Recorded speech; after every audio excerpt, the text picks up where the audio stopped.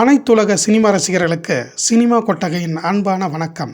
1936ஆம் ஆண்டு வெளியான அனைத்து படங்களையும் பார்த்து வருகிறோம். அந்த வரிசையில் இப்போது நாம் காண இருக்கும் திரைப்படம் உஷா கல்யாணம் என்ற படமாகும். அன்று மதுரையைச் சேர்ந்த முருகன் டாக்கீஸ் தயாரித்த இந்த படம் கல்கத்தாவில் உள்ள கிழக்கு இந்திய திரைப்பட ஸ்டுடியோவில் படமாக்கப்பட்டது. தமிழ் சினிமாவின் தந்தை என்று போற்றப்படும் கே. சுப்பிரமணியம் இப்படத்தை இயக்கியிருக்கிறார். உதவி இயக்குநராக பாராட்டப்பட்ட அவரது மாமா சி.வி. ஐயர் அவருக்கு உதவியாக இருந்திருக்கிறார். அந்த கால வழக்கத்தின்படி படத்தில் பல பாடல்கள் சேர்க்கப்பட்டன.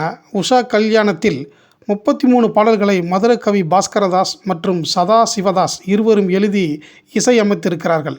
ஒளிப்பதிவை சைலன் போஸ் செய்திருக்கிறார். இந்த படத்தின் கதைக்களம் என்னவென்றால், மகாபாரதத்தின் கதாநாயகனான கிருஷ்ணரின் பேரனான அனிருத்தன் காதல் கதையை அடிப்படையாக கொண்டது. அனிருத்தனும் பகாசுரன் என்ற அரக்கனின் மகள் உஷாவும் காதலிக்கிறார்கள். பகாசுரன் அவர்களின் காதலுக்கு சம்மதிக்காமல் அனிருத்தனை சிறையில் அடைக்கிறான். பகாசுரனை தோற்கடித்து அனிருத்தனை விடுவித்த கிருஷ்ணரால் அனிருத்தன் காப்பாற்றப்படுகிறான். மகாசுரன் இறுதியில் கிருஷ்ணனிடம் இணைந்து சரணாகி உஷா அனிருத்தன் திருமணத்தை நடத்தி வைக்கிறான். இதுதான் இப்படத்தின் கதைக்களம்.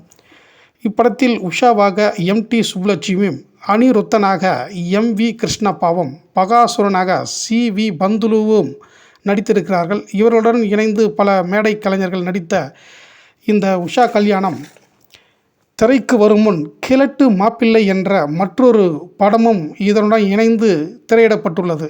அதாவது இது ஒரு குறும்படம். இந்த படத்தை இயக்கி நடித்தவர் என்.எஸ். கிருஷ்ணன்.